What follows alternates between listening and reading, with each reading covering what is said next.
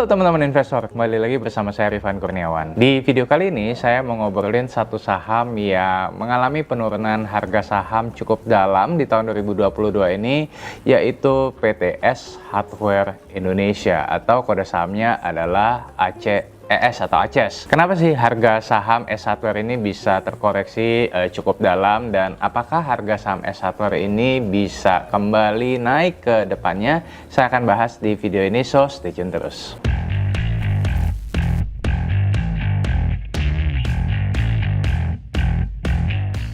Oke, jadi kita bicara sedikit mengenai background dari ES Hardware Indonesia ya teman-teman ya. PT ES Hardware Indonesia Tbk, atau mungkin teman-teman lebih familiar dengan ES Hardware, di mana kode sahamnya adalah ACES, adalah salah satu perusahaan retail di Bursa Efek Indonesia yang bergerak dalam bidang perlengkapan rumah tangga dan juga produk gaya hidup. Dan ES Hardware sendiri sudah melantai di Bursa Efek Indonesia cukup lama ya, kurang lebih di tahun 2007. Saat kemunculannya, emiten ES Hardware ini memang mengalami pertumbuhan yang bisa dibilang cukup baik. Akan tetapi, sejak tahun 2020 hingga 2021, harga sahamnya terus mengalami penurunan. Per video ini dibuat, harga saham ES Hardware itu ada di kisaran sekitar Rp1.000 per lembar saham. Ya, cukup jauh di bawah harga tertingginya yang sempat mencapai sekitar hampir 1.900-an, dimana kalau kita ukur dari harga tertingginya, artinya harga saham ES Hardware ini sudah terkoreksi sekitar 45% sampai hampir 50%. Mungkin teman-teman di sini ada juga yang pegang ES Hardware dan bertanya-tanya, sebenarnya apa sih penyebab dari penurunan harga saham ES Hardware ini? Nah, menurut saya ada 3 hal yang menyebabkan penurunan harga saham ES Hardware. Nah, yang pertama adalah karena adanya dampak dari PPKM yang diberlakukan oleh pemerintah. Adanya pemberlakuan PPKM untuk mengendalikan tingkat penyebaran COVID-19 di tahun 2021 lalu, sedikit banyak ini menjadi penyebab melambatnya pertumbuhan dari kinerja ES Hardware. Di mana ada periode-periode tertentu mall harus ditutup. Nah, dengan mall harus ditutup dan ES Hardware bukan termasuk perusahaan yang berkaitan langsung dengan bidang keuangan, maka ES Hardware yang berada di dalam mall sendiri juga tentu saja tidak bisa dibuka atau tidak bisa beroperasi. Ada insight yang menarik juga ya, di mana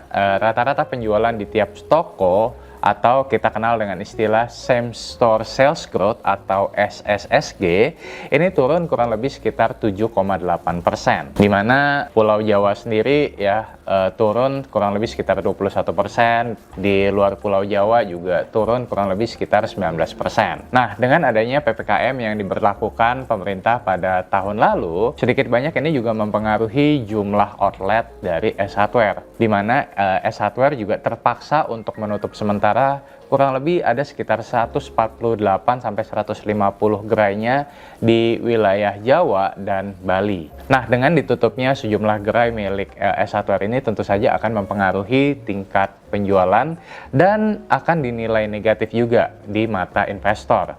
Karena kita tahu kalau emiten yang bergerak di bidang retail ini memang sangat bergantung pada traffic dari pengunjung outlet. Nah, maka dari itu emiten ES Hardware ini ya bisa dikatakan cukup lesu ya di saat adanya pemberlakuan kebijakan PPKM. Bukan hanya itu, ada faktor kedua yaitu melemahnya daya beli masyarakat. Kita semua tahu bahwa ketika COVID-19 melanda Indonesia, terjadi PHK secara besar-besaran. Nah, hal ini terlihat dari unemployment rate yang meningkat ya di tahun 2020 dan 2021 lalu ya ke tingkat 7,07%. Hal ini menandakan adanya penurunan penghasilan yang diakibatkan pengurangan jumlah pegawai dari sejumlah perusahaan. Dengan adanya penurunan gaji atau penurunan jumlah salary dan meningkatnya unemployment rate ini, ya tentu daya beli masyarakat akan ikut melemah juga. Bahkan Indonesia sendiri juga sempat berada di fase deflasi bulanan, dan hal ini tentu saja akan berpengaruh terhadap permintaan akan barang-barang kebutuhan rumah tangga dan gaya hidup seperti yang ditawarkan oleh ES Hardware ini. Penyebab yang selanjutnya adalah karena adanya faktor digitalisasi yang semakin berkembang di Indonesia, yaitu dengan adanya faktor atau tantangan dari sejumlah market online atau e-commerce. Marketplace juga menjadi salah satu isu yang dihadapi oleh ES Hardware karena perkembangan zaman yang semakin canggih dan didorong dengan adanya pembatasan kegiatan sosial selama masa pandemi COVID-19. Perilaku konsumen pun berubah sejak adanya pandemi COVID-19. Dari yang awalnya berbelanja secara konvensional, kini beralih secara online ya, melalui perangkat elektronik. Coba teman-teman tanya juga ke diri sendiri ya, pasti pada saat pandemi COVID-19, dari yang tadinya mungkin kita beli offline, ya sekarang akan lebih cenderung belanja secara online. Kondisi ini ya juga membuat emiten seperti S Hardware ya cukup kewalahan karena ada shifting behavior yang berganti atau bergeser dari offline dan online ya. Sementara sepertinya S Hardware sendiri juga belum terlalu ready untuk di segmen online-nya. Dari berbagai faktor tersebut ya, ini tercermin nih di dalam kinerja S Hardware selama beberapa tahun terakhir. Kalau kita lihat dari segi pendapatan maupun laba yang dihasilkan oleh S Hardware, ini memang terlihat bahwa ada pelemahan di tahun 2020 dan 2021. Di mana kita lihat di sini ya, di tahun 2019 ketika S Hardware mencatatkan revenue atau pendapatan kurang lebih sekitar 7,9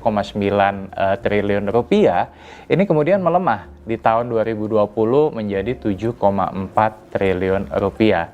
Dan di tahun 2021, ini saya ambil dari data kuartal 3 yang disetahunkan, diproyeksi untuk full year-nya kurang lebih S Hardware hanya akan mencatatkan pendapatan sekitar 6,1 sampai dengan 6,2 triliun. Jadi di saat mungkin sejumlah emiten lain di tahun 2021 ini sudah mulai recover, tapi hal ini belum terlihat di S Hardware ya, karena faktor PPKM yang masih berlaku di tahun 2021 kemarin. Secara year on year, pendapatan dari S Hardware ini masih 14,5% lebih rendah dibandingkan dengan tahun sebelumnya. Dan kalau kita coba lihat dari berbagai segmen bisnis yang dimiliki oleh S Hardware, di sini terlihat bahwa dari 3 lini bisnis yang dimiliki, kesemuanya belum menunjukkan perbaikan kinerja.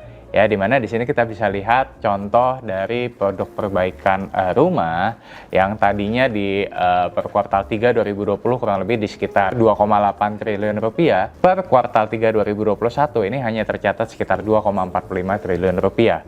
Hal yang sama juga terlihat di produk gaya hidup yang di tahun 2020 per kuartal 3 itu kurang lebih di sekitar 2,35 triliun rupiah. Per kuartal 3 2021 ini hanya tercatat sekitar 1,97 triliun rupiah. Kemudian untuk produk permainan, S Hardware juga mencatatkan revenue yang cukup flat ya, dari 174,3 miliar rupiah per kuartal 3 2020 menjadi 173,7 miliar rupiah per kuartal 3 2021.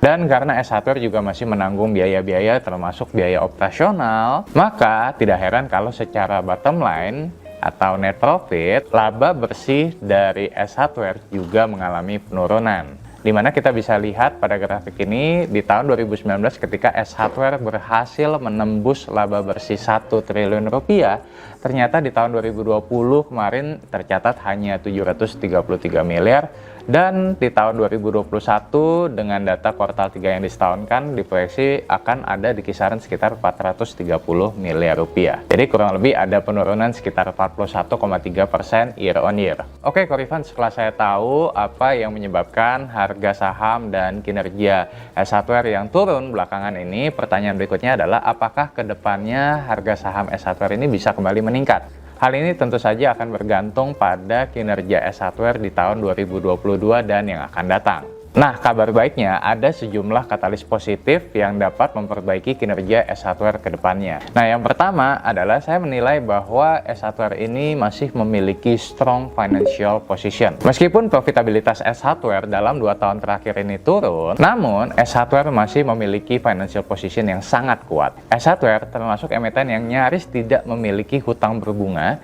di mana beban bunga S Hardware per tahunnya ini hanya ada di kisaran sekitar 60-65 miliar per tahun. Dan kemampuan membayar hutang S Hardware ini juga terbilang sangat baik ya, dengan jumlah cash yang saat ini mencapai 1,8 triliun rupiah.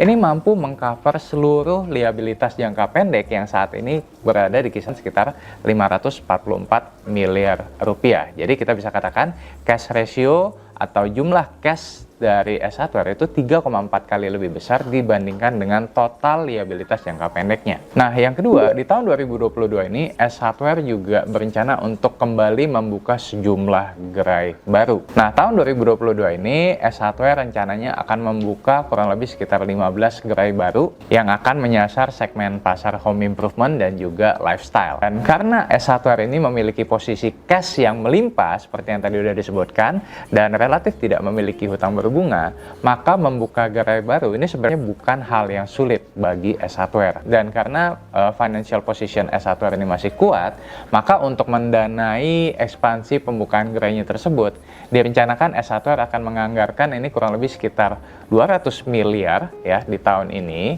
dari sumber pendanaannya yang berasal dari kas internal. Nah, hal ini tentu saja menjadi gambaran bahwa adanya optimisme dari manajemen bahwa kinerja S hardware masih akan dapat berkembang ke depannya. Katalis positif yang ketiga adalah adanya transformasi digital dari S hardware. S hardware ini sadar bahwa di era digital dan situasi pandemi ini pengalaman berbelanja itu harus bisa dilakukan secara online. Maka dari itu, ACES atau S hardware mulai melakukan transformasi digital dengan menghadirkan aplikasi di perangkat mobile yang bisa teman-teman download di Play Store dengan nama Miss Ace. Nah, diharapkan dengan adanya aplikasi ini, S hardware juga dapat menyasar pasar yang lebih sering dan lebih suka berbelanja secara online. Kemudian untuk katalis positif yang berikutnya adalah indeks keyakinan konsumen yang mulai pulih. Survei yang dilakukan oleh Bank Indonesia ini menunjukkan bahwa pemulihan keyakinan konsumen domestik terhadap pertumbuhan ekonomi ini terlihat dari adanya peningkatan dari Consumer Confidence Index. Tentunya indeks keyakinan konsumen ini tidak terlepas dari seiring pulihnya penghasilan masyarakat di tahun 2022. Ini indikasi yang bagus karena perekonomian yang mulai pulih ya sehingga aktivitas ekonomi bisa kembali berjalan. Pada akhirnya masyarakat akan mendapatkan lapangan pekerjaan dan dengan membaiknya daya beli masyarakat ya diharapkan